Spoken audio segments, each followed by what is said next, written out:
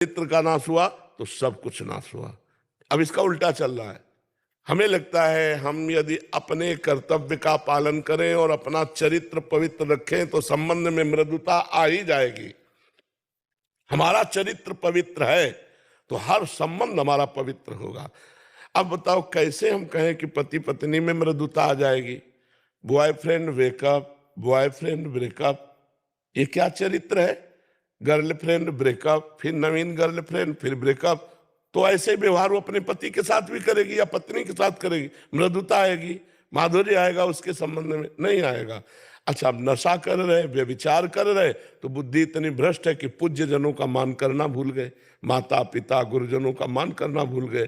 तो मृदुता आए तो कैसे आए? क्योंकि मृदुता आती है, विनम्रता आती है अध्यात्म से। अध्यात्म जीवन में रह नहीं गया तो कैसे आए? अगर आप अध्यात्मवान हैं, रोज अपने माता पिता के चरण छूते हैं, ब्रह्मचर्य से हैं जब तक ब्याह नहीं हुआ, और ब्याह हुआ तो एक पति को भगवान मानकर या एक पत्नी को अर्धांग मानकर आप सेवन, देखो मृदुता ही मृदुता रहेगी। अपने प्यारे को सुख देने की भावना कर ले तो कभी कटुता आ ही नहीं सकती, और प्यारे से सुख लेने की भावना में ही कटुता आती है। और प्यार का मतलब होता है सुख देना।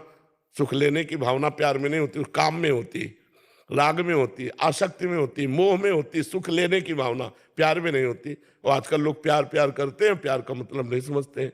प्यार का मतलब व्यभिचार नहीं है, प्यार का मतलब स्वार्थ की पूर्ति नहीं, प्यार का मतलब होता है प्यारे को उत्तम मार्ग में चलाना।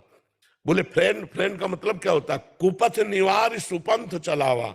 जो कुपथ मार्ग से हटाकर सुपंथ में चला उसे फ्रेंड कहते हो। आज के फ्रेंड घसीट के सुपंथ से कुपंथ में डाल रहे हैं, तो कहां दोस्ती हुई?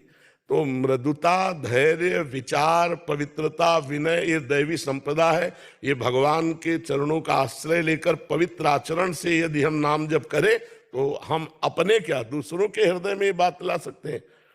अगर हमारे हृदय में अपवित्रता है, आचरण में अपवित्रता है, तो फिर हम दूसरों में कहाँ मृदुता ला सकते हैं? पहले हमें खुद सुधरना होगा। एक एक को चरित्र जब तक ठीक नहीं होगा तब तक ये बात नहीं रहेगी। तो चरित्र को इस समय तो बिल्कुल कुछ समझे नहीं जा रहा है। चरित्र को तो बिल्कुल रद्दी कागज किया जा रहा है।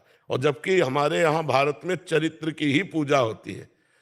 रावण किस बात में कम था? उत्तम कुल पुलस्त करना थी, और विद्वान तो अद्भुत, और बलवान तो अद्भुत। क्या कमी क्या थी? चरित्रहीनता। बस चरित्रहीन होने के कारण पुतला जलाया जाता है। जिस वंश को राम जी प्रणाम करते हैं ना, उस वंश का था उत्तम कुल पुलस्त करनाती। भगवान ब्राह्मण वंश को नमस्कार करते हैं, रघुवंश में प्रकट हुए।